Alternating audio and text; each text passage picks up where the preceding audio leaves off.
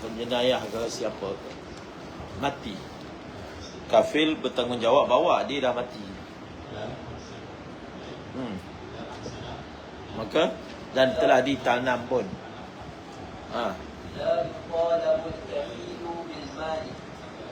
Maka kafil tidak dituntut untuk membuat sebarang bayaran. La yutalab. Makful, orang yang sepatutnya dia bawa dah tak ada, dah tanam pun.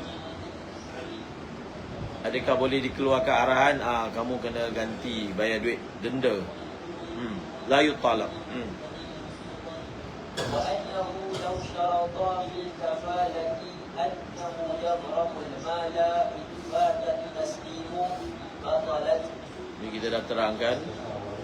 Dalam akad kafalah tidak boleh dibuat dibuat syarat seperti berikut, iaitu kafil perlu membayar sejumlah wang yaghrabul mala in sekiranya terluput oleh penyerahan. Maksudnya kalau dia tak dapat serah, dia kena bayar sesuatu amount. Itu jaminan dia. Kalau dia jadi penjamin, kalau orang itu dia tak berjaya bawa pada tarikh yang ditetapkan, dia kena bayar denda, gharamah. Kalau dibuat akad seperti ini, maka tak sah kafalah. Lagi? وأنها لا تصح بغير رضا المعفول. Wa annal kafalah la tasih. Tak sah ia kafalah tanpa redha daripada makful. فاصبر. Allahumma salli ala sayyidina Muhammad. يشترط في الضمان والكفالة لفظ يشعر بالانتداب. Sekarang ini setelah beliau menyebut tentang dhaman dan juga kafalah. Kita ingat, dhaman ni dia adalah menjamin hutang. Kafalah ni menjamin badan. Kalau dhaman dia dain. Kalau kafalah badan. Badan dengan dain, dua-dua nun ujung.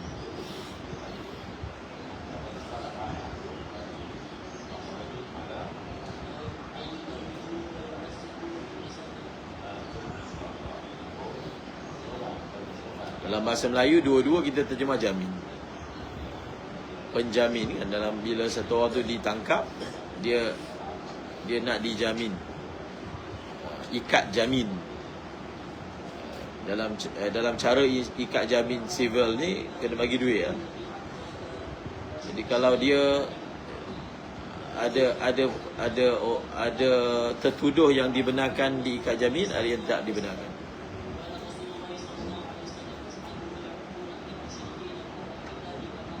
Dia bukan terima jamin kosong je, jamin air liur, tetapi perlu disertakan dengan komitmen sejumlah wang.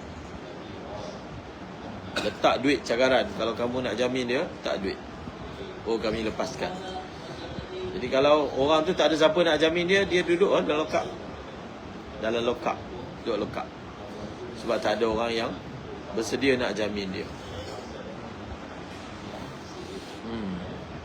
Ada juga jaminan polis. Ini bukan orang luar yang jamin, polis jamin. Ada juga. Seterusnya baca.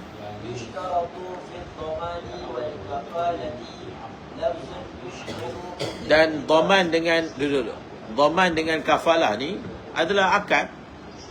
Bila dia sebuah akad, perlukan lafaz. Perlukan sirah.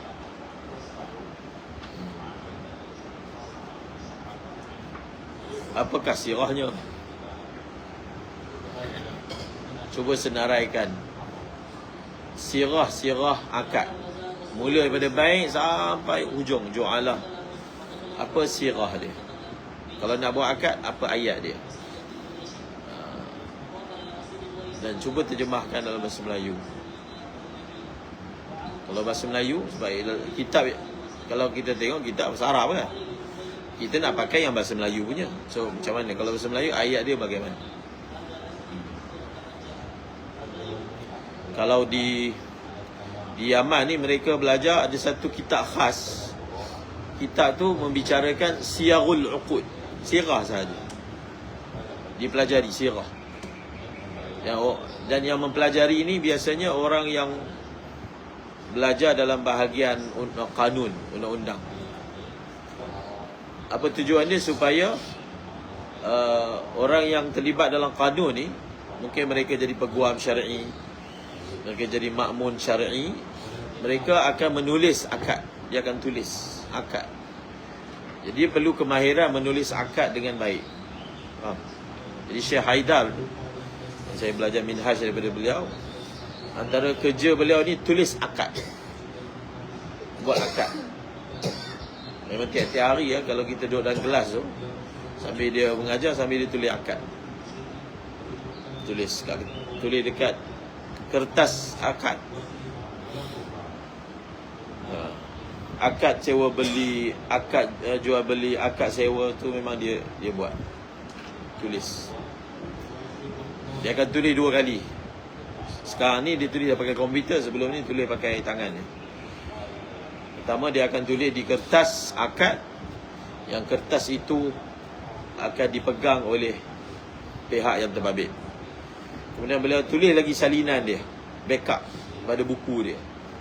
So dia ada akad, kertas akad, agreement, kertas agreement. Kemudian salinan tu sebagai backup akan ditulis pula kat buku simpanan beliau. 2 kali tulis. Semua manual. Kalau tulis pakai komputer kan boleh copy paste je, tak ada buat manual. Kemudian يشترط في الضمان والكفالة لفظ يشعر بالالتزام. Lafzun yush'iru bil iltizam, sebarang lafaz. Apa-apa lafaz yang menunjukkan, yang menggambarkan mengambil tanggungjawab, iltizam. Apa-apalah lafaz yang menunjukkan saya mengambil tanggungjawab untuk bawa dia. Misalnya, apa lafaz dia? Kalau bahasa Melayu, saya mengambil tanggungjawab mungkin. Ataupun saya menjamin mungkin. Seumpamanya lah apa-apa lafaz. Kemudian dia bagi contoh dalam bahasa Arab. Dhamintu dainaka alaihi. Syarat dhamintu. Jadi cuba tengok, kalau bank orang buat bersetuju menjadi guarantor, penjamin, dhamin. Cuba tengok dia punya borang dia.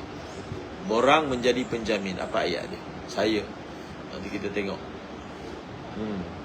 Kemudian au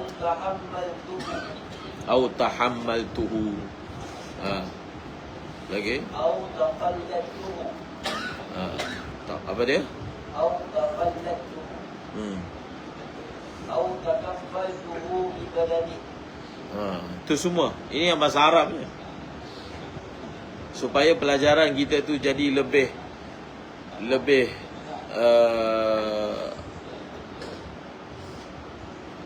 sesuai dengan wakil, kita kena tahu yang bahasa Melayu punya. Jadi untuk yang bahasa Melayu ni, sebenarnya kita tak boleh fikir sendiri, oh apa terjemahan yang bagus. Kita kena tengok apa yang digunakan dalam real pengurusan. Benda tu memang dah berlaku pun kat luar. Jadi yang dipakai tu, dipakai ayat apa? Maka baru pelajaran tu dia wakil berlaku. Jadi cuba tengok agreement orang jadi guarantor, apa ayat dia? Biasanya ayat dia dalam bahasa Inggeris lah. Kemudian Au ana bil mali au bi iqrar syakhsi dhamin. Au kafir au za'im au habib. Ini semua, ini bahasa Arab. Dia ada perkataan za'im, dia ada hamil. Ini semua memberi makna penjamin. Itu bahasa Arab.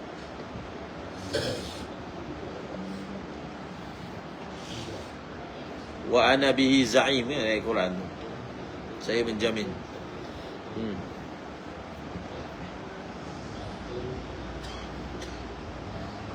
Waliman ja'a bihi, apa ya dia?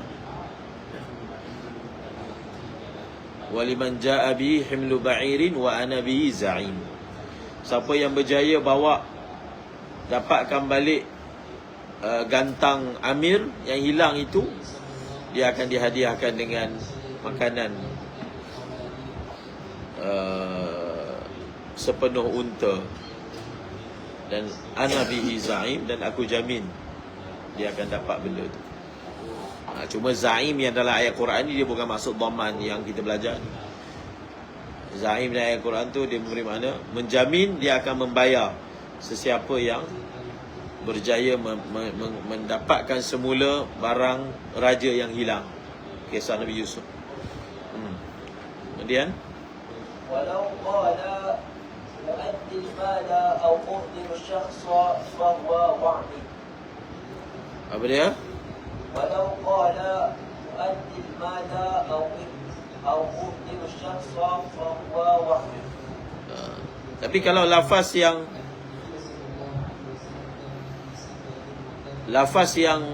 dia gunakan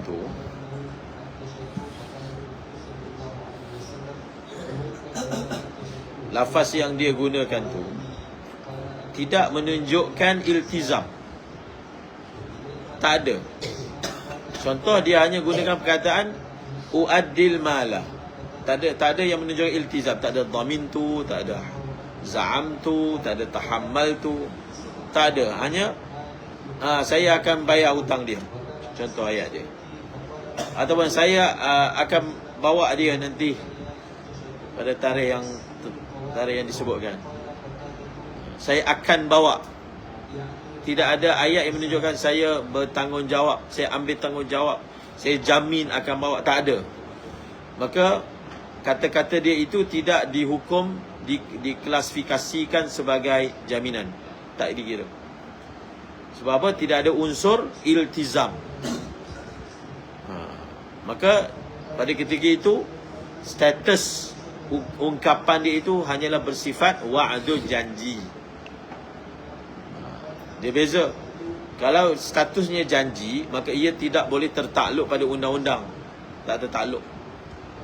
Contohnya bila sampai waktu orang tu tak bayar, kita tak boleh cari dia. Tak boleh bankruptkan dia, tak boleh suruh dia bayar.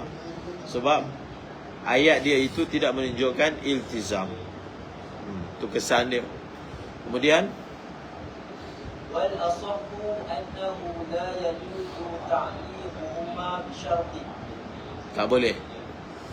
Tak boleh. Dhaman ke kafalah ke, akadnya tidak boleh disertai dengan syarat. Tak boleh dikaitkan dengan sebarang syarat. Kalau dikaitkan dengan sebarang syarat, dia jadi akad yang mu'allaq. Akad ini dia mesti tanjis, tunai. Tak boleh dita'liqkan. Sekira-kira kalau ada ta'liq, maka tidak sah. Seterusnya, wala tawqitul kafalati. dia juga tidak boleh bertempoh. Tak boleh ta'liq, tak boleh tauqid. Kemudian walau natazaha wa syarata ta'khir al-ifdar syahran jaza. Boleh. Yang tu boleh. Akad dah berlaku, akad dah dinufuzkan. Cuma tempoh nak bawa tu dibagi masa yang panjang. Itu tak apa. Akad dah berlaku. Yang tak boleh tu ta'liqul aqdi, ta'liqul ihdar, tawqitul ihdar boleh. Seterusnya, wa annahu yasihhu dhamanul hali ajalan ma'luman. boleh. Dhamanul hal ay ad-dainil hal. Hutang itu dah sampai waktu bayar, dan dia menjamin hutang itu. Biasanya dhaman ni berlaku untuk hutang yang muajjal, hutang yang belum sampai waktu. Orang tu hutang lagi sebulan kena bayar, dia jamin yang tu. Itu biasanya. Tetapi boleh juga berlaku dhaman bagi hutang yang hal. Dhamanul hal, dhamanul dainil hal, boleh. Macam mana bentuk dhaman dia? Dhaman dia adalah dibayar, diberi tambahan masa untuk bayar. Dhamanul hal lagi. Dhamanul hali muajjalan ajalan ma'luman. Faham? Dhamanul hal maksudnya hutang yang dah sampai waktu bayar, tapi hutang itu diberi tempoh, diberi tangguh lagi, muajjalan, sehingga ke satu tempoh yang tertentu, boleh. Kemudian contohnya orang tu dah kena bayar, pemiutan datang minta-minta, orang ni tak bayar, tak kata tak mampu bayar ke apa ke. Datang satu orang, dia kata tak apa, kamu bagi masa dia lagi sebulan, saya jamin dia lagi sebulan. Kalau dia tak bayar, saya bayar. Itu surah dia. Kemudian Wa annahu yasihhu dhamanul muajjali halan. boleh juga. Hutang lagi sebulan, dia jamin untuk bayar hari ini. Lagi Wa annahu la yalzamuhu at-ta'jil. dia kata, saya jamin hutang yang lagi sebulan tu bayar hari ini, dan setelah dia buat maka tak wajib bayar hari ini. Kemudian Walil mustahiqi mutalabatu dhamini wal asil. habis. Setelah kita tahu apakah syarat-syarat untuk meluluskan akad dhaman, maka kita pergi kepada samarah, implikasi. Selalu kita akan sebut sesebuah akad itu ada implikasi, ada tanggungjawab. Akad ada tanggungjawab. Kalau bersedia untuk mengungkapkan akad itu, maknanya kamu bersedia menanggung tanggungjawab. Jadi implikasi dia. So apakah tanggungjawab ataupun implikasi daripada seseorang itu menjamin seseorang yang lain? Ini dia. Walil mustahiqi. Walil mustahiqi. Mustahiqi ini maksudnya orang yang tuan punya hak, empunya hak. Kalau dalam konteks hutang, orang yang memberi hutang. Kalau dalam konteks dia lah dan seumpamanya. Jadi orang empunya hak tadi, dia berhak wali. Dia boleh. Dia berhak. Dia berhak apa? Mutalabatu dhamini wal asil. Istilah dhamin al-asil. Dhamin penjamin, al-asil orang yang berhutang, orang yang dijamin. So dalam istilah dhaman, orang yang berhutang tu kita panggil asil. Orang yang dijamin tu, madmun anhu tu, nama yang lain bagi dia al-asil. Maka pemiutang, apabila tiba waktu pembayaran hutang, dia boleh menuntut agar hutang itu dibayar dari mana satu daripada dua orang tadi. Dia boleh salah satu. Dia boleh direct terus pergi kepada penjamin. Maksudnya kalau dia nak tuntut pembayaran hutang tu, tak semestinya mula-mula dia minta dulu asil tu bayar. Asil tak mampu bayar ke, enggan bayar ke, baru dia minta daripada dhamin. Tak. Dia boleh terus minta dhamin bayar. Terus. Boleh. Itu dia panggil walil. Boleh. Macam bank. Bank, dia akan hantar peringatan. Peringatan lambat bayar hutang. Dia akan hantar kepada kedua-dua belah pihak. Pertama, dia akan hantar kepada penghutang, dan dia akan hantar kepada guarantor. Seperti mana dia follow up penghutang, dia akan follow up guarantor. Seperti mana penghutang dapat surat merah. Surat merah ni maknanya dah berbulan-bulan tak bayar hutang, maka guarantor pun akan dapat surat merah juga. Dua-dua sekali. Kita kan sebut kan, kerana guarantor juga boleh berisiko untuk dimufliskan. Itulah dia punya implikasi tu. Sebab itu kalau nak buat satu akad, kena baca dulu implikasi terma dan syarat. Memang pandai tanda tangan. Tiba-tiba bank hubungi dia, bank hantar surat merah. Dia kata kepada penghutang, apa ni? Nak pula bank hantar? Sebenarnya dia tak faham. Guarantor memang macam tu. Faham tak? Memang sifat dia macam tu. Hukum syarak pun macam tu juga. Bukan hukum civil, hukum syarak pun macam tu. Kemudian, jadi tak payah jamin siapa-siapa. Tak payah. Walaupun orang tu adik-beradik.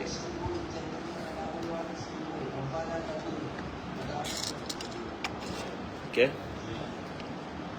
Sebab kita tak tahu orang punya kemampuan. Memang kita tengok orang ni sekarang ni macam dia punya gaji stabil je, pendapatan stabil. Jadi kita pun, oh tak apalah jamin dia. Takkan dia tak mampu nak bayar. Tapi kita tak tahu yang akan datang. Orang punya akan datang kemampuan. Sekarang memang nampak stabil. Tapi kalau ke depan nanti tak stabil, dia tak boleh bayar, kita kena tanggung. Faham? Itu komitmen. Kalau hutang tu 9 tahun, komitmen 9 tahun kita jamin dia. Faham? Kena pastikan dia 9 tahun tu dia komit bayar hutang. Macam mana? Kalau kita rasa dia boleh komit, kita pula kena usuli dia. Bayar.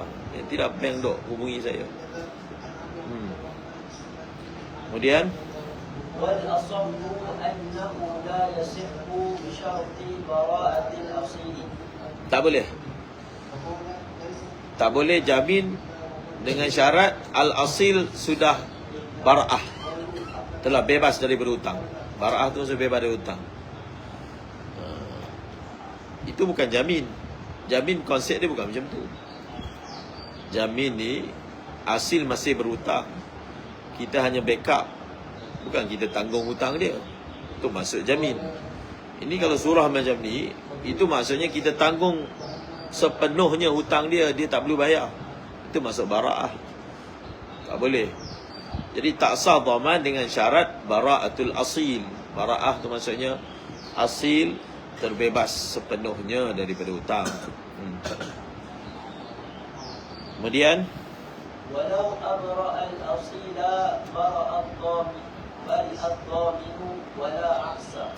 walau abra'a. Ibra ni istilah kepada apa? Penghapusan hutang. Ibra ni, istilah ibra ni dia dah dipakai secara istilah perbankan. Bank pun pakai ibra. Faham? Ini bukan, dia tak terjemah pun, pakai ibra. Dah jadi satu bahasa perbankan Islam lah. Kalaulah pemiutang mengibrakkan asil, dia kata kepada asil penghutang sebenar, aku halalkan hutang aku, kamu tak payah bayar sepenuhnya, maka automatik dhamin pun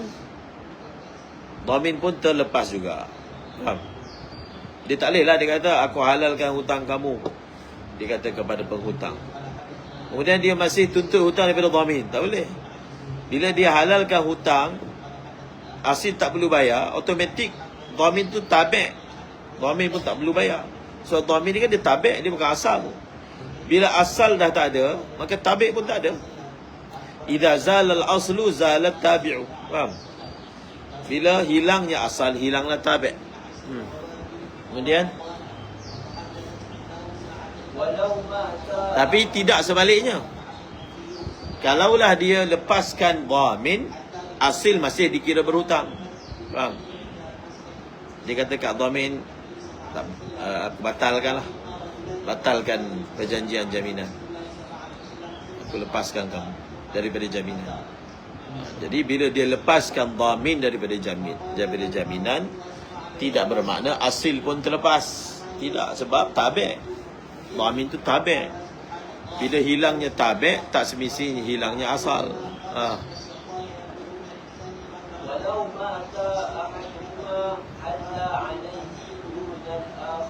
Walau mata ahaduhuma, salah seorang.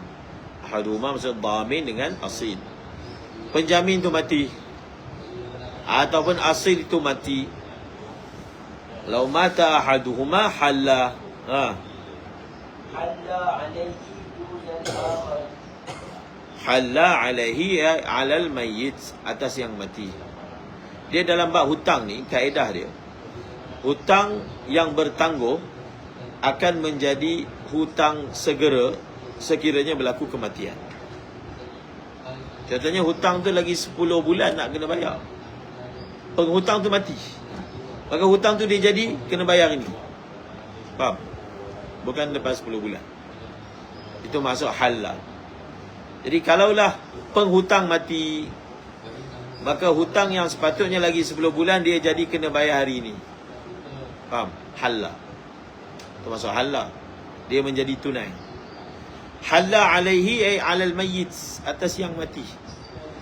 Jadi kalau penjamin yang mati, hutang tu dia jadi penjamin kena bayar. Jenuh. Jadi bayar daripada mana? Daripada pusaka. Jadi waris kena tahu ayah dia ni menjadi penjamin. Ayah dia mati, kena ambil daripada duit pusaka, bayar jaminan. Kemudian وإذا طالب المستحق الضامن فله مطالبة الأصيل. Apabila mustahik dia menuntut daripada dhamin untuk bayar, dan dhamin bayar, bukan bermakna asil terlepas, tidak. Dhamin ni dia bayarkan dulu. Lepas dhamin dah bayar daripada kepada mustahik, dia claimlah balik daripada si yang orang yang dia jamin tu. Faham? Dia boleh claim. Kan kita kata ini adalah backup. Jadi kalau dia dituntut, bank tuntutkan dia kejar dia bayar, tak nak bagi bank kejar. Lepas dia dah bayar, diklaim lah bayaran tu daripada daripada asil, orang yang dia tanggung, bangun. Kemudian فله مطالبة الأصيل بتخليصه بالأداء الضامن به. Tapi kena tahu, kalau kita nak claim, dia ada syurutul rujuk, syurutul claim. Kalau kita tak cukup syarat ni, kita tak boleh claim, kita bayar percuma je. Jadi apakah syarat kita akan kita boleh membuat tuntutan semula, claim? Syarat dia pertama, kita menjamin orang tersebut dengan izin dia. Kalau kita baik hati sangat nak buat surprise, tolong jamin diam-diam, tak apa, jamin lah. Tapi kena tahu, kalau kita bayar, kita tak boleh claim. Faham? Jadi pertama, dia jamin dengan izin. Lagi? والأصح أنه لا يطالبه قبل أن يطالب. Dia tidak boleh claim sebelum dia dituntut. Dia perlu bayar dulu baru dia boleh claim. Takkanlah dia nak claim sebelum dia bayar. La yutalibu dhamin qabla an yutalaba dhamin. Jadi dhamin kalau nak claim daripada asil, perlulah dia dituntut untuk bayar dan dia bayar, barulah dia boleh claim. Kemudian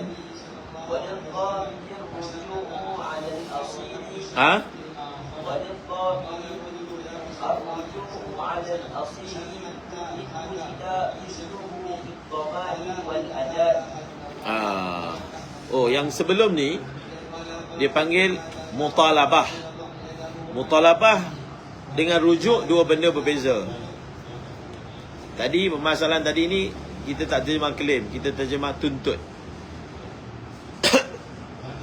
Jadi dhamin ni dia tak boleh menuntut madmun asil bayar sebelum dia dituntut. Maksudnya dia hanya boleh suruh asil tu bayar kalau bank tu hubungi dia. Bayar. Kemudian dia hubungi asil, bayarlah. Itu maksud mutalabah. Tadi saya terjemah rujuk, bukan, salah. Mutalabah ni maknanya bila dia kena buru, dia buru pula hasil tu. Boleh. Tapi kalau orang yang memberi hutang tu diam je, buat tak tahu je, dia janganlah sibuk. Faham?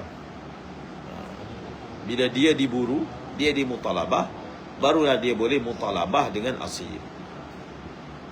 La yutalib qabla an yutalab. La yutalibu ad-daminu qabla an yutalab ad-daminu. Kemudian rujuk pula. Rujuk macam mana? Ini baru claim.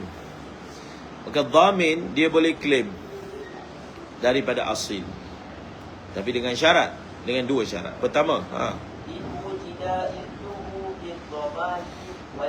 wal adai, semasa dia dhaman dia dapat izin, semasa dia bayarkan pun dapat izin. Pastikan sebelum kita bayar, kita bagi tahu ni, aku bayarkan ni untuk kau. Bayarkanlah. Barulah kita boleh claim. So maknanya kalaulah dhaman kita dapat izin tapi bayar tak dapat izin, macam mana? Kita tak boleh rujuk. Jadi pastikan siapa yang nak claim kena cukup syarat. Tak boleh claim nanti. Macam pejabat lah, orang nak claim minyak, dia buat kerja untuk pejabat kan. Kerajaan ada, tapi kena ikut syarat claim tu. Contohnya kena ada receipt. Tak ada receipt nak claim macam mana? Mana pejabat terima cakap mulut je. Dia bayar minyak tu banyak mana. Jadi itu contoh lah. Jadi nak claim pun ada peraturan dia. Tak cukup peraturan, walaupun kita ni ada hak, tapi dah tak cukup syarat, maka kita tak layak untuk mengklaim.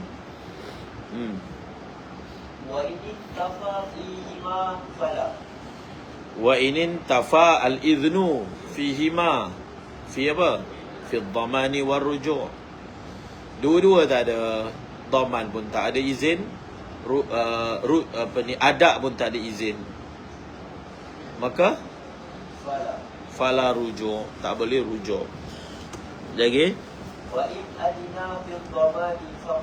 kalau dia hanya dapat izin pada dhaman, tidak dapat izin pada adak,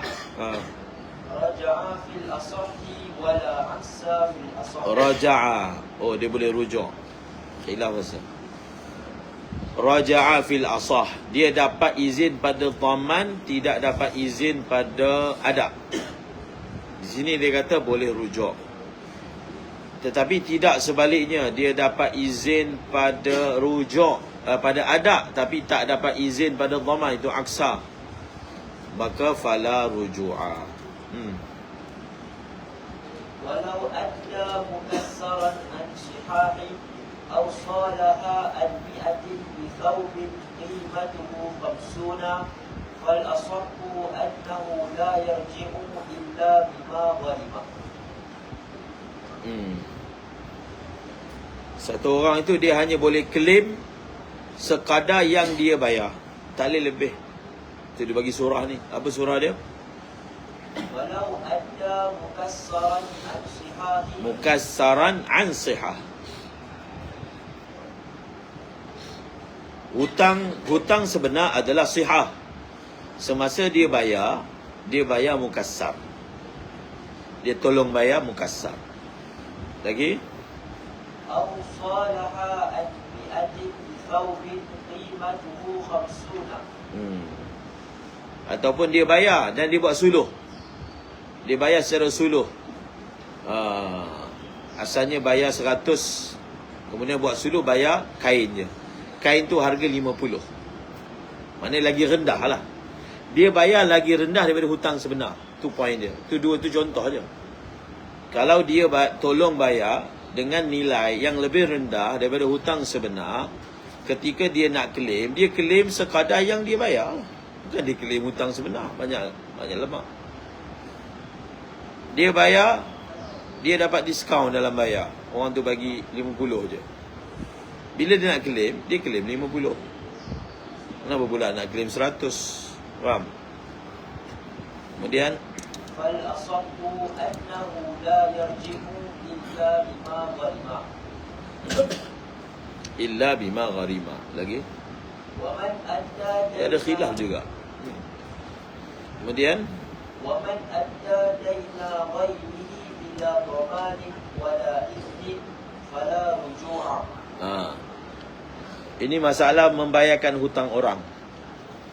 Orang yang membayarkan hutang orang lain tanpa ada proses jaminan dan tanpa ada proses izin, maka maksudnya itu dikira sedekah daripada dia.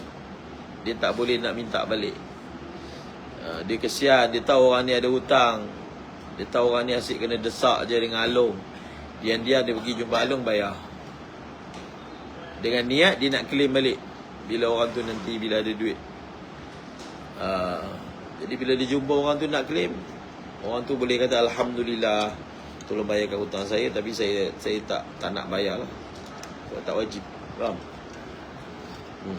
Jadi kalau kita nak orang tu ada komitmen supaya membayarkan balik, maka kita kena bagi tahu kat dia. Kita nak pergi kedai, kita tahu kawan kita tadi macam cakap ada nak beli barang, tapi kita pergi tak sempat nak hubungi dia. Kita beli je lah dengan niat kita bagi kat dia, kita nak claim. Dia tak ada suruh kita, kita dengar je. Jadi kalau kita bagi kat dia, kita bagi, maka kita boleh claim. Faham? Sebab tak ada apa-apa perjanjian. Kalau kita bagilah. Tapi kalau dia kata tak suruh beli pun, kita boleh jual kat dia. Yang ni aku beli, nak bayar, kita jual lah. Tapi kalau kita dah bagi, dia dah makan, lepas tu kita nak claim lepas tu, tak boleh. Maknanya yang tadi tu kita bagi pada dia. Kemudian وإن أذن بشرط الرجوع رجع. wa in adina, kalau orang itu dia bagi izin untuk bayarkan hutang dia dengan syarat rujuk, kena sebut lagi tu. Dengan syarat claim ni, saya tolong bayar dulu.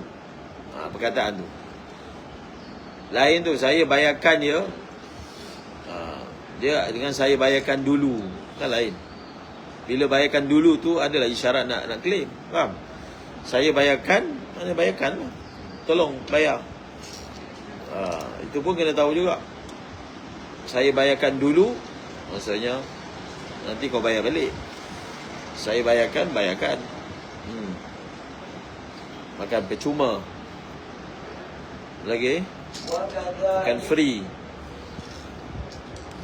Seterusnya وكذا إن أذن مطلقا في الأصح. Kalau azina mutlaqan pun boleh claim juga.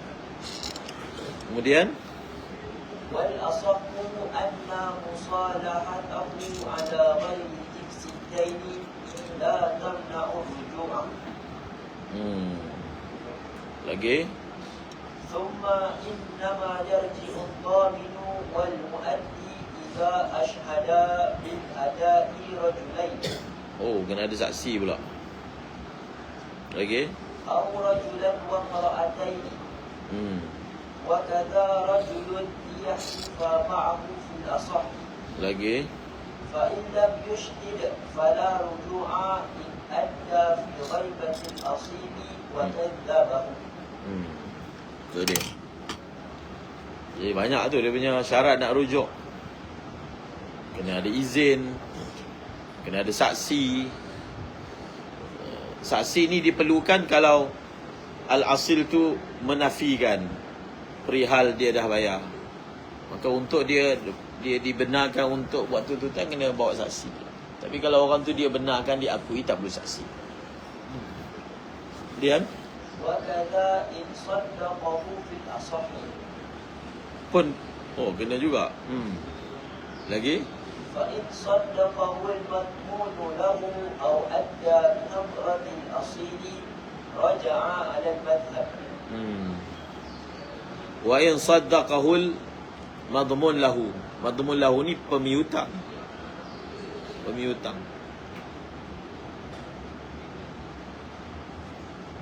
Pemiutang Jadi si dhamin ni dia kata, saya nak claim hutang kamu saya dah bayar.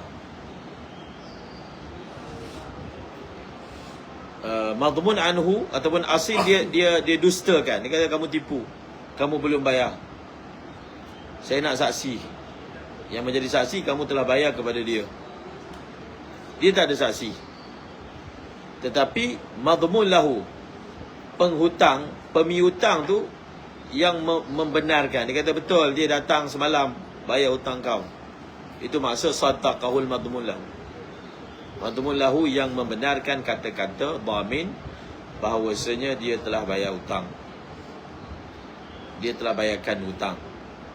Hutang madmun anhu asil. Macam mana? In saddaqahu fa in saddaqahu al-madmun lahu aw adda hadratil asil raja'a 'ala al-madmun. Kalau dia bayar hutang tu depan, di hadapan al-asil, tak perlulah saksi, asil dah nampak depan mata dia, nak saksi benda apa? Ataupun pemihutang sendiri mengakui bahawasanya ya betul dia telah bayar. Dia telah bayar. Maka tak perlulah saksi. Dia boleh rujuk tanpa saksi bila syuhud. Seterusnya Kitab Syirkat. habis.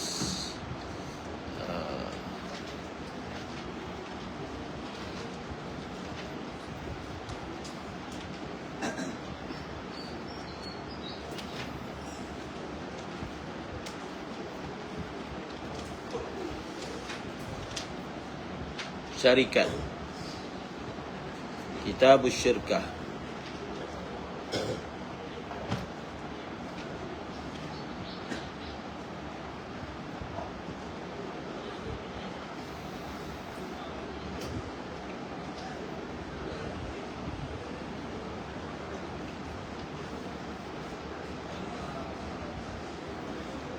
Allahumma salli ala sayyidina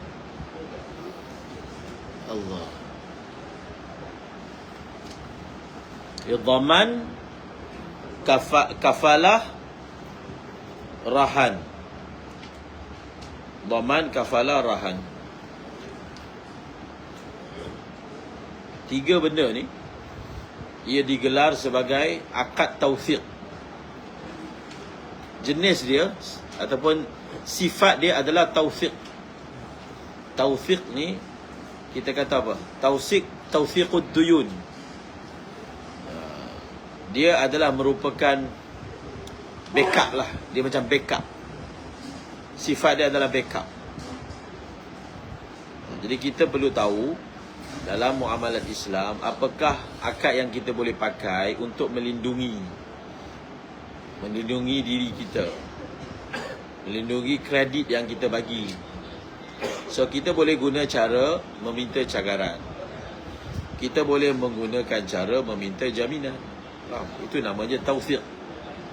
Jadi Mufti Taqi tulis kitab baru tentang ni, akad tausiq ni, tausiqud duyun, panjang lebar, dengan dibawa masalah-masalah muasarah berkaitan dengan akad gadaian dan juga masalah muasarah berkaitan dengan akad dhaman, jaminan, penjamin.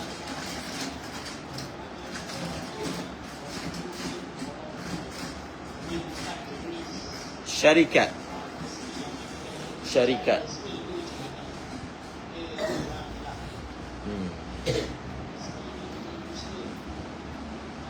Jadi syarikat ni adalah satu bentuk akad yang kita panggil apa? Dalam bahasa Melayu dia panggil usaha sama, usaha bersama. Dalam menjalankan sesebuah perniagaan, seseorang itu boleh melakukannya sendiri, independen. Dan dia juga boleh mencari rakan kongsi. Secara umumnya syarikat yang besar dia ada rakan kongsi. Dan idea rakan kongsi ni adalah satu idea bagaimana kita boleh mendapat tambahan modal. Contohnya kita nak buat berniaga, kita nak kembangkan perniagaan, Bila nak kembangkan perniagaan, perlu ada modal tambahan. Jadi bila perlukan modal tambahan, kita perlu cari rakan sekutu dalam perniagaan. Faham? So bila orang tu masuk, maka dia akan tambahlah modal. Maka modal kita jadi besar. Jadi bila modal jadi besar, maka adalah potensi untuk mengembangkan perniagaan. Jadi ada syarikat yang dipanggil sendirian berhad kan, enterprise sendirian berhad. Tapi perkataan sendirian berhad tu, dia bukan merujuk kepada syarikat ni tak ada rakan kongsi, bukan. SDN BHD tu bukan maknanya owner dia seorang. Tidak. Owner dia 2 orang pun panggil sendirian berhad juga. Jadi konsep syarikat ni simple je. 2 orang atau lebih berkongsi modal ketika menjalankan sesebuah perniagaan. Dan daripada modal dibeli barang perniagaan. Dan barang perniagaan itu dibuat urusan jual beli sehingga terbitnya keuntungan. Dan setelah terbitnya keuntungan, ditolak kos keuntungan itu, dibahagi mengikut kadar modal. Bas, itu syarikat. Dia punya bentuk dia. 2 orang atau lebih berkongsi modal untuk menjalankan sebuah perniagaan. Keuntungan perniagaan itu dibahagikan mengikut kadar modal. Mengikut kadar modal. Kalau orang tu modal dia 30%, maka bahagian dia daripada untung 30%. Begitulah seterusnya kias. Mudah aja surah dia. Tinggal lagi kita nak belajar syurut. Apakah syarat-syarat syarik? Apakah syarat-syarat Rasul Mal? Rasul Mal ni modal. Apa syarat dia? Apakah syarat barang perniagaan? Macam mana agihan keuntungan? Apakah model syarikat yang tak dibenarkan? Jadi syarikat ni dia ada model yang tak dibenarkan. Bersyarikat dengan model yang tak dibenarkan. Sebab itu dia ada 4 jenis syarikat. Dia ada syarikatul abdan, syarikatul wujub, syarikat mufawadah, syarikatul inan. Daripada 4 ni, yang mana satu dibenarkan? Ini yang tradisional punya model. Zaman moden ni ada macam-macam bentuk syarikat. Model dia panggil, model kerjasama. Maksud model syarikat. Bukan jenis syarikat, dia berniaga apa, itu benda lain. Model ni maksudnya model kerjasama. Pakai model apa? Faham? Macam contohnya, bila syarikat ni, sesebuah syarikat, dia nak tambah modal, dia akan listed, dia akan listkan. Kalau syarikat tu cukup kelayakan, dia akan listkan syarikat tu kepada bursa. Dan mereka akan keluarkan, dipanggil IPO. Jadi orang akan mula beli syarikat dia. Beli. Dia buka saham. Syarikat tu dia buka saham kepada umum. Faham? Sebelum tu tak buka. Kemudian dibuka kepada umum. Macam Speedmart buat tu tahun lepas. Dia buka saham kepada umum. Jadi boleh beli lah. Dia buka lah berapa peratus saham dia. Jadi kenapa dia buka? Dia buka saham kepada umum. Tujuan dia untuk tambah modal. Faham? Buka saham kepada umum ni tujuan dia untuk tambah modal. Jadi asalnya mungkin owner tu memiliki 100%. Sekarang dia jual 30% je. 30 je. Tujuan dia jual lah dengan harga tertentu. Jadi bila jual, orang akan beli. Bila orang beli, modal akan ada. Dia akan dapatlah kumpulkan daripada penjualan saham tu berapa juta, bilion ke tak tahulah. Jadi modal tu akan dijadikan modal untuk kembangkan lagi syarikat dia dengan duit modal. Itu contoh bentuk moden. Zaman dulu mana dia macam ni. Itu satu bentuk moden. Terbitkan IPO, orang beli. Syarikat dia tambah lagi modal. Dia dah tak perlu pakai modal sendiri, dia jual syarikat dia. Tapi dia masih pegang, dia masih owner. Sebab dia punya syarat dia, kalau satu orang punya peratus saham paling tinggi, maka dialah owner syarikat. Maksud dia mempunyai kuasa untuk membuat keputusan perjalanan syarikat. Jadi 55% dia punya, maka dia kira pegang. Dia yang menguasai syarikat. Macam contohnya Proton. Proton kan sebahagian saham dia telah dijual kepada syarikat Cina. Geli nama syarikat tu. Tapi masa penjualan tu 55-45. Maksudnya ya, pemilik asal Proton masih pegang 55, bagi syarikat Cina tu dulu. Dia. Itu cara dia nak kembangkan Proton. Mungkin masa penjualan tu orang kritik apa dah jual Proton pada Cina kan. Tapi itulah yang difikirkan oleh board, cara untuk supaya syarikat ni boleh kembang. Sebab pada waktu tu Proton dah stuck, bisnes dah tak boleh jalan. Faham? So kita perlukan duit, kita perlukan kemahiran. So dijual pada syarikat ni dia syarikat kereta juga, yang mempunyai pengalaman yang lagi besar. Mempunyai pasaran yang lagi luas. Dia banyak customer lagi. So kalau kita kerjasama dengan dia, kita akan dapat customer dia. Faham? Itulah idea bisnes dia. So jual lah. Dan maksudnya usaha sama tu, usaha sama yang berjaya lah. Berkembang lah selepas tu, keluar model-model baru. Seterusnya baca. Kitabus syarikati Kian anwa'un syarikatul abdani kasyarikatil hammalina wasailil muhdharifati. Ini tradisional punya. Kita pun kena ambil tahu juga modern punya syarikat. Faham dulu yang tradisional punya. Dia ada 4. Kita ada syarikatul abdan. Istilah dia. Apa dia syarikatul abdan? Apa dia? Kasyarikatil hammalin. wasailil muhdharifati. Lagi? Yakuna bainahuma kasbuhuma mutasawiyan aw mutafawitan ma'al ittifaqis san'ati aw ikhtilafiha. Ini dia panggil syarikatul abdan. Konsep dia macam mana? Model dia adalah dua ataupun lebih orang mencari pendapatan dengan kemahiran masing-masing. Contohnya kemahiran dia apa? Dia bagi contoh kat sini, hammalin. San'ah tu kemahiran lah.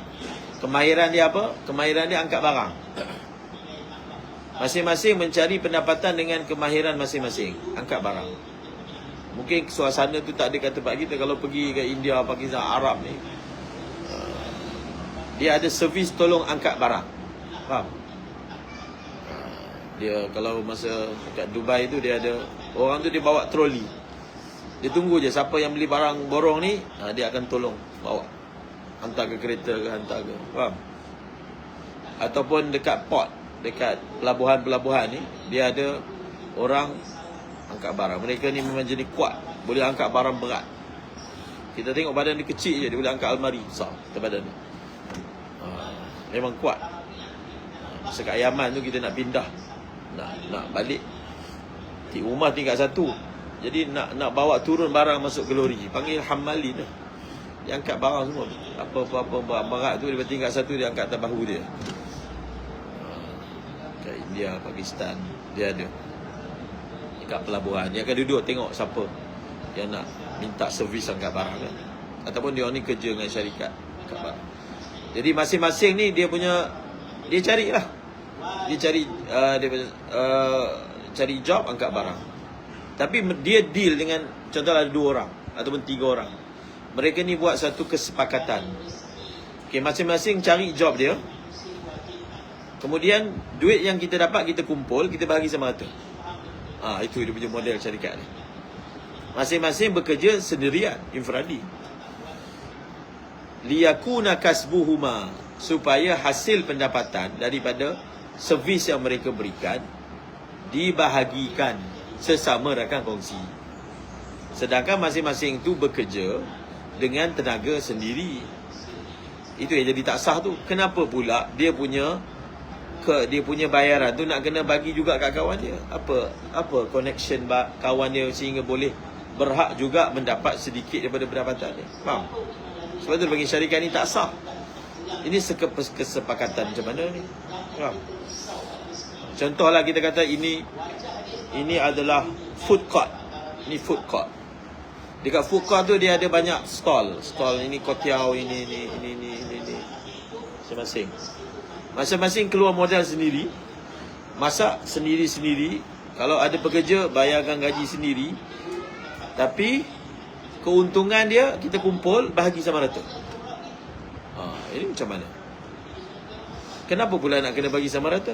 Faham? Kalau modal semua keluar sendiri punya. Boleh bagi kalau modal tu kongsi, maka dia punya buah pun kongsi. Tapi kalau semua sendiri, tapi ada sepakat bahagi, itu yang jadi tak sah tu syarikat. Syarikatul Abzan ni kan tak sah mazhab Syafi'i. Lagi? Wa syarikatul mufawadati. Antara bentuk ada satu mall ni dia buat deal dengan apa? Penyewa. Mall ni, bisnes mall ni adalah bisnes menyewakan kedai. Dia buat mall, dekat mall tu ada ratus-ratus kedai, jadi dia sewa. Orang sewa kedai. Jadi ada mall ni, dia punya cara sewaan dia begini. Penyewa akan membayar sewa mengikut kadar jualan. Contoh, sale, dia punya deal dia 30-70. Mall akan dapat 30, penyewa akan dapat 70 daripada sale. Maksudnya kalau sale bulan tu 100,000, mall akan dapat 30,000 sebagai sewa. Faham? Tapi sebenarnya tak boleh lah. Mana boleh buat akad macam ni? Sepatutnya sewa dia fix. Berapa sewa? 3,000 sebulan, 5,000 ke 10,000 ikut lah. Tapi fix lah. Mana boleh turun naik macam tu? Kenapa pula bayaran sewa berasaskan jualan? Sebab mall dengan kedai itu tak ada kaitan modal pun. Dia kena, bila berasaskan jualan, soalannya dia juga rakan kongsi. Mall bukan rakan kongsi. Mall menyediakan tapak. Sepatutnya sewaan mesti fix banyak mana. Tak kisahlah nak letak berapa ratus ribu pun, itu lebih baik daripada buat akad yang macam ni. Jadi mall tu menyangka dia buat macam tu macam nak bantulah. Dari satu segi mungkin dia akan rugi kalau sale kedai itu rendah kan. Tapi dari satu segi kedai itu akan rugi kalau sale dia tinggi. Sale tinggi tapi kena bayar 40,000. Sedangkan kedai yang macam tu kat tempat lain sewa 20,000 je. Faham? So rugi lah. Tak betul. Jadi kadang-kadang orang buat akad ikut otak dia. Dia ingat ini bagus. Tanya dulu, boleh ke buat akad macam tu? Mall yang buat akad macam tu Malakat Mall. Dah tak ada dah Malakat Mall. Jadi masa dia punya, adalah orang dia datang tunjukkan, kita tak boleh buat akad macam ni. Mungkinlah owner tu ingat ini cara nak bantu penjual Islam. Tapi sebenarnya tak, bukan bantu, tak betul. Tak ikut Islam. Bantu pun ikut cara Islam tak? Kemudian macam contohnya food court dekat KLIA. Kalau makan kat bawah tu kan,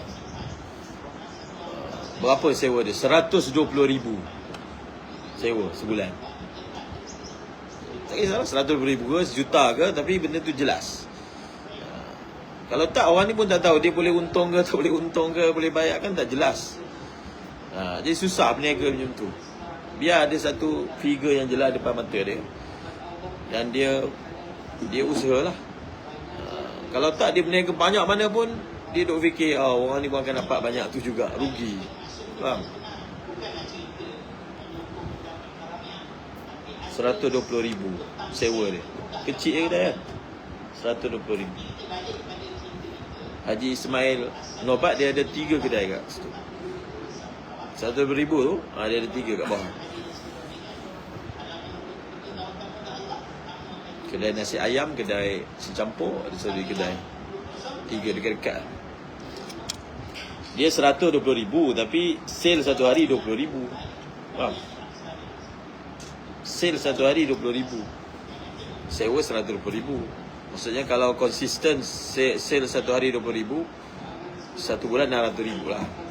Tolak adalah untung lagi. Kemudian seterusnya, wasyarikatul mufawadati yakuna bainahuma kasbuhuma. jadi orang yang ambil sewa tu dia bukan bodoh, dia memang tahu 120,000 tinggi. Tapi dia lah kira lah ini boleh untung. Kalau sewa 1 juta pun tak kisah. Faham? Kalau untung dia 10 juta tak ada masalah. Yang penting boleh berniaga ke tak berniaga. Seterusnya, wasyarikatul mufawadati yakuna bainahuma kasbuhuma wa alayhima ma ya'rifu. ini satu lagi syarikat mufawadah. Ini semua tak sah. Yang sah satu je, yang Inan. Syarikat mufawadah. Dia punya deal dia macam mana? Liyakuna bainahuma kasbuhuma. Kasab tu maksudnya hasil lah. Mereka buat bisnes masing-masing urus sendiri, modal pun masing-masing. Tapi dia buat persetujuan, kalau ada untung kita bahagi, kalau rugi sama-sama tanggung. Faham? Modal sendiri, usaha sendiri, bahagi untung. Kalau rugi sama-sama tanggung. Ini namanya mufawadah. Liyakuna bainahuma kasbuhuma. Lagi? Wa alayhima ma ya'rifu minhum. Wa alaihima, atas mereka apa yang datang daripada ghurmin, kerugian pun tak boleh juga. Kenapa ada komitmen kita kena tanggung orang lain punya rugi? Kenapa ada komitmen? Komitmen tu datang berpunca daripada apa? Dan kenapa pula kita punya untung kena kongsi juga orang lain? Tak ada punca. Tak ada punca kuasa. Jadi tak sah. Lagi?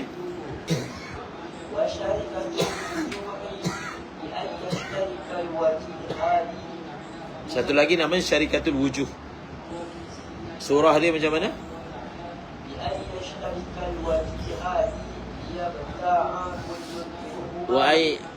Dia panggil syarikat wujuh. Bi ay yashtarika wajihan.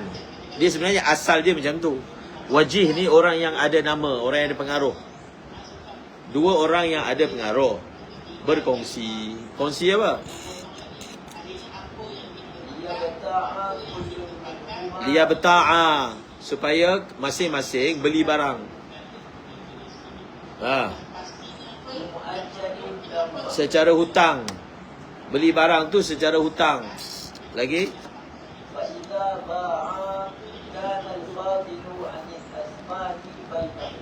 Fa'idha ba'a, bila mereka jual beli barang yang mereka dah beli secara hutang, yang lebih daripada bayaran yang kena bayar akan dibahagi. Untung lah. Fadil tu untung. Yang lebih daripada athman, harga bayar barang. Barang tu contohnya dia beli tapi dapat kredit 100,000. Ni 50. Jual. Semua sekali dapatlah 150,000. Jadi 100,000 tu bayar kan, barang tu beli hutang, bayar barang, ada baki 50,000. Mungkin tolak kos, ada baki lagi 30,000. 30,000 tu bahagi sama dua. So apa perbezaan dia dengan surah sebelum ni? Syarikat wujuh ni perbezaan dia adalah barang dibeli dengan hutang. Itu sifat khas dia di muajjal. Kenapa dipanggil wujuh? Kenapa ada wajihan pula? Sebenarnya wajihan tu tak syarat pun. Maksudnya mereka ni dia ada pengaruh. Oleh kerana mereka ni ada pengaruh, penjual bersedia menjual barang kepada mereka dengan hutang. Itu asal dia. Dia ada nama, Jadi orang bersedia jual barang hutang kat dia. So dia gunakan nama dia tu untuk dapatkan beli barang dengan hutang. Tapi sebenarnya syarikat wujuh ni, surah dia tak semestinya pembelian secara hutang itu oleh wajih, tak semestinya. Itu asal usul. Hatta kalau yang beli secara hutang tu bukan wajih pun, dia jadi juga nama syarikat wujuh. Dua orang beli barang secara hutang, kemudian mereka berniaga-berniaga, lepas dah bayar semua, baki tu bagi dua, maka dia panggil syarikat wujuh. Tak sah, sebab dia tak ada modal. Faham? Dia tidak ada modal bersama. Kan tak ada modal, beli barang hutang kan tak ada modal. Syarikat yang sah ni, macam saya sebut tadi mula-mula, dua orang kongsi duit modal. Duit tu bertukar menjadi barang, barang bertukar jadi duit balik. Lebih daripada harga barang, itulah untung. Untung bahagi mengikut kadar modal. Faham? Jelas dia punya bentuk dia. Kenapa hasil jualan itu berhak dibahagi? Sebab duit bertukar jadi barang. Duit yang bercampur bertukar jadi barang. Bila duit yang bercampur bertukar jadi barang, sebenarnya barang itu dimiliki oleh dua orang, sebab dibeli pakai duit dua orang. Bila dijual semua, dapat hasil jualan, ada untung, maka untung tu sebenarnya telah bercampur dua orang punya, kemudian dibahagikanlah. Barulah ada dia punya silsilah dia. Untung dengan modal. Sebenarnya untung tu adalah duit dia yang asal. Faham? Tapi yang ni tak ada duit pun sebagai modal, tak ada langsung. Tak ada apa yang boleh ikat dua ni untuk dibahagikan sama rata. Macam yang mula-mula syarikat wujud, masing-masing buat kerja sendiri, usaha sendiri, modal sendiri, tiba-tiba untung nak bahagi. Kenapa? Apa dia punya point dia? Apa perkara yang mengikat sehingga boleh buat deal bahagi? Faham? Yang ni yang mengikatnya modal. Rasul mal dalam istilahnya.